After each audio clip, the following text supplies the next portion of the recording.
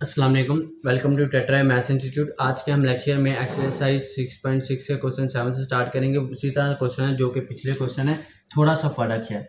इधर ये है कि आपको फंक्शन दे दिए गए, उधर आपके डेंसिटी के लिहाज से फंक्शन थे कि डेंसिटी के फंक्शन थे, ऐसी है। लेकिन इधर आपको फंक्शन दी गई, डेंसिटी नहीं दी गई, मतलब कि कर्व्स दी गई हैं। तो बहुत आसान सा फिनोमिना है कि आपको क्या चाहिए, एम है ना, एम का फॉर्मूला था ए टू बी, ठीक है, डेंसिटी एक्स और डी एक्स। अब ये किस में चेंज हो जाएगा, A to B as it is रहेगा, ठीक है ना। डेंसिटी की जगह लिख दूंगा एफ ऑफ एक्स और डी एक्स। क्लियर होगी बात इतनी, एफ ऑफ एक्स, ओके। अब इधर मुझे डेंसिटी चाहिए, तो डेंसिटी को मैं इधर इस तरह मल्टीप्लाई करूंगा, ठीक है ना, और एम वैसे का वैसे ही। अब उसी तरह एम वाई क्या था, एम वाई था आप लोगों का एफ ऑफ एक्स के साथ एक्स मल्टीप्लाई, ऐसे ही था। तो मैं एक्स उसी तरह, बाकी वही चीज़ें रहेगी, हर चीज़ वो उसी तरह रहेगी। लेकिन इधर क्या होता रहेगा, डेंसिटी मल्टीप्लाई होती रहेगी। एम एक्स है ना, तो डेंसिटी मल्टीप्लाई कर दे, बाकी फॉर्मूला एज इट इज वही रहेगा। और बाकी फॉर्मूला क्या था, इसका था एफ ऑफ एक्स का स्केयर, एफ ऑफ एक्स का स्केयर, और एक्स एक्स मल्टीप्लाई नहीं होता बल्कि 1/2 होता है साथ मल्टीप्लाई। ये आपका इसका फॉर्मूला है। एक और बात याद रख लीजिएगा आप कि अगर इधर दो फंक्शन आ जाए, जैसा कि पहला क्वेश्चन भी आपका दो फंक्शन वाला ही है, तो इधर हो जाएगा F of X minus G of X, ठीक है ना। हर जगह क्या आता रहेगा, एफ ऑफ एक्स, इधर भी और इधर भी। लेकिन इधर अब स्केयर है तो इसका फॉर्मूला होगा M X is equal to density A to B 1/2 F of X का square minus G of X का स्केयर। तो ये आपका फॉर्मूला, ठीक है ना। तो बहुत इजी सा क्वेश्चन है, अभी हम सारे याद कर लेते हैं एक बार एक करके, तो करते जाते हैं क्वेश्चन हल। तो अब ध्यान से देखें, सबसे पहले हमने स्मॉल एम फाइंड, सबसे पहले लिमिट फाइंड करते हैं ना। लिमिट हमारे पास नहीं है, तो इसकी लिमिट किस तरह आएगी, इन दोनों को इक्वल रख के X square is equal to 4, X is equal to क्या होता है +-2 आ रहेगा आंसर, ठीक है ना। अब आपको भी पता है, मुझे भी पता है कि जब भी आप लोगों को मैंने पिछले लेक्चर में बताया था कि जब भी किसी चीज़ की, किसी एक्स या वाई में से किसी की अगर लिमिट +- होती है, एक तो ऑपोजिट और दूसरी इक्वल, इक्वल और ऑपोजिट होती है, तो उसका आंसर क्या आता है, 0 आता है। तो मतलब कि एक्स बार का आंसर तो आपके पास आ गया, वो क्या आएगा, 0। बिकॉज इधर आप रीजन भी लिखेंगे, बिकॉज ऑफ दिस सिमेट्री, अब because of this symmetry along Y axis, ठीक है ना। दोबारा देख लें, मैंने अभी आपको क्या बताया कि एक्स बार आपका 0 आया, कैसे आया, क्योंकि आपके एक्स की एक वैल्यू -2 और एक वैल्यू +2 है। ऑपोजिट और इक्वल हो तो आप लोगों को इस चीज़ का आंसर क्या आता है, 0 आता है। उसके सेंटर ऑफ मैच क्या आता है, 0। दूसरी चीज़ मैंने ये बताई है कि आप लोगों की सिमेट्री होगी वाई एक्सिस के लिए।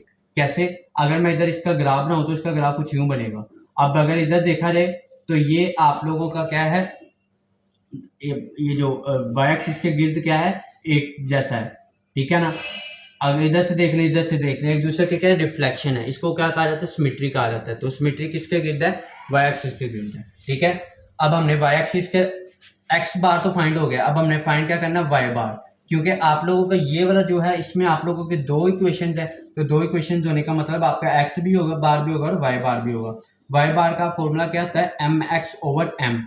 पहले स्मॉल एम फाइंड करते हैं, तो देखिए स्मॉल एम क्या है। स्मॉल एम का फॉर्मूला क्या था, डेंसिटी इधर बाय मल्टीप्लाई, और अब दो फंक्शन है, दो फंक्शन का फॉर्मूला बन जाता है F of X minus G of X multiply D x.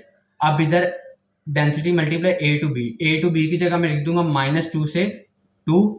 F of x इधर कौन सा लूंगा, अगर मैं देखूं तो वाई का 4 का ग्राफ ऊपर बनता है और एक्स के ग्राफ कुछ यूं बनता है।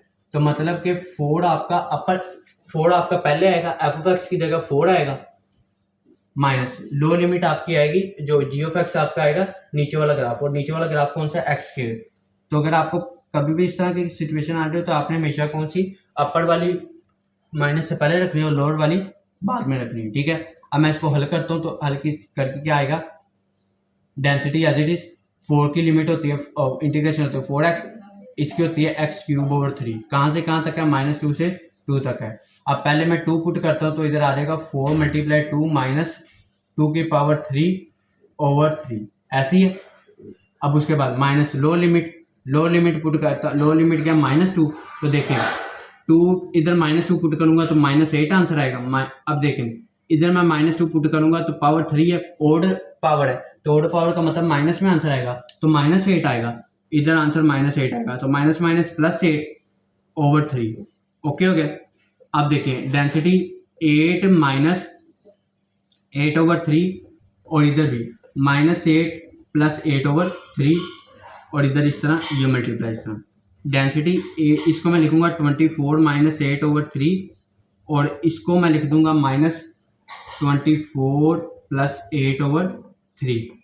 अब क्या करेंगे, अब ये करेंगे कि इसको मैं भी अब ये करेंगे कि आपका इधर डेंसिटी इसका फॉर्मूला आया है 24 में से 8 निकालें 16/3, ठीक है। अब देखें इसका आंसर ये माइनस एज इट इज -16/3। अब माइनस माइनस क्या हो गया प्लस, माइनस माइनस क्या हो गया प्लस, तो आ जाएगा 32/3 आंसर आएगा 32/3 और साथ डेंसिटी मल्टीप्लाई, साथ डेंसिटी ये किसका है, स्मॉल m का आंसर है। अब हमने y बार फाइंड करना है, तो y बार के लिए हमें mx की जरूरत है, ठीक है ना। अब आपके पास एक होता है mx, एक होता है my और एक होता है ये, इसको तो फाइंड करना ही करना है, चाहे आप x बार फाइंड करो, इससे फाइंड करो, इससे फाइंड करो, लेकिन इसका आप लोग देखें x बार है तो हमें y फाइंड करने की जरूरत नहीं, क्योंकि उसका आंसर आ चुका है। y बार के लिए mx फाइंड करना है। mx का भी मैंने बताया था कि आप लोगों ने क्या करना है, डेंसिटी, ठीक है ना, a to b।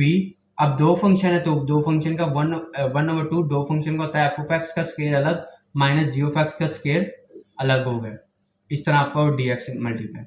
अब इसको सोल्व करते हैं, देखें क्या क्या आंसर आता है। m स्मॉल m आया था आपका 32/3 और ये डेंसिटी, ठीक है।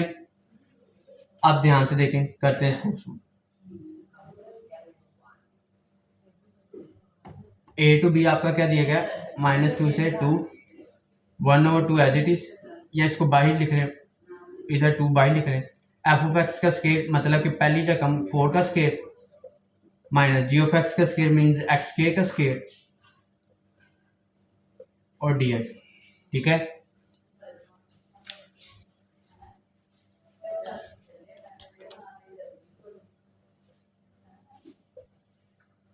इंटीग्रेशन अप्लाई कर, चलिए पहले इसको सोल्व कर लें। -2 से 2 ये आ जाएगा 16 और ये आ जाएगा x⁴ dx। अब देखें, अब इंटीग्रेशन अप्लाई करते हैं, इंटीग्रेशन अप्लाई करने से क्या होगा, 16 होगा 16x, ठीक है, माइनस x4 होगा x5/5, कहाँ से कहाँ तक है, -2 से 2 तक है। अब मैं अगर मैं इधर अब 2 अप्लाई करता हूँ तो 16 32 माइनस इधर भी हो जाएगा -32/5, क्योंकि x की 2 की पावर 5 का होता है 32 माइनस लोअर लिमिट क्या आता है, इधर देखिए -2 पुट किया तो -32 आंसर आएगा। अब वो देखिए -2 की पावर 5 क्या आएगी, -32 आएगा, और -32 और ये वाला माइनस तो हो जाएगा +32/5 हो जाएगा। उसके बाद क्या है, ये इसी तरह अब इसको मैं इधर मल्टीप्लाई करता हूँ तो 160 -32/5 आएगा, ठीक है, माइनस ये वाला ये भी आ जाएगा -160 + 32/5 आएगा। अब क्या करेंगे, अब अगर मैं इसको आंसर देखूं तो 128/5 आएगा माइनस, ठीक है। इसका भी आंसर इसका आएगा -128, क्योंकि बड़ी रकम माइनस की है, और ये density over 2 as it is, density over 2 as it is. अब देखें 128 + 128 हो जाएगा ओवर 5, ठीक है ना, क्योंकि ये माइनस माइनस प्लस हो गई, density over 2 as it is, ठीक है। अब इधर इन दोनों को मैं मल्टीप्लाई करूंगा तो आंसर आएगा 256/5 ऐसे ही है। और mx निकाला था हमने, ये mx है, ये आपका इस तरह आ गया। अब y बार फाइंड करना है, y बार क्या था, mx/m था, ठीक है। mx आपका क्या है, डेंसिटी ओवर 2। अच्छा एक बात देखें इधर, ये इससे क्या हो गया कैंसिल, तो इधर बच गया 128, मतलब कि 128 बच गया ओवर 5, ये mx का आंसर था, और इस m का आंसर क्या था 32/3, ये इससे मल्टीप्लाई होता है और ये वाला ऊपर वाले के साथ मल्टीप्लाई होता है, ये इस तरह आ जाएगा 128 × 3 और इधर आएगा 5 × 32। अब ये दोनों 4 के टेबल पे जा रहे हैं, 4 के टेबल पे जा रहे हैं, तो ये आ जाएगा 48 था और ये आ जाएगा 332, 32 मल्टीप्लाई 3/5 मल्टीप्लाई 8, 8 वन 8, 8 ये 4, तो 4 मल्टीप्लाई 3 12/5 आपका आंसर है। वाई बार आपका क्या है 12/5, ठीक है। एक्स बार आपका था और वाई बार, तो इन दोनों के आंसर लिख लेते हैं, तो आपका आंसर ये बन जाएगा एक्स बार वाई बार, इसका आंसर आएगा 0, 12/5। तो ये आपका आंसर है इस क्वेश्चन का, क्वेश्चन 7 का।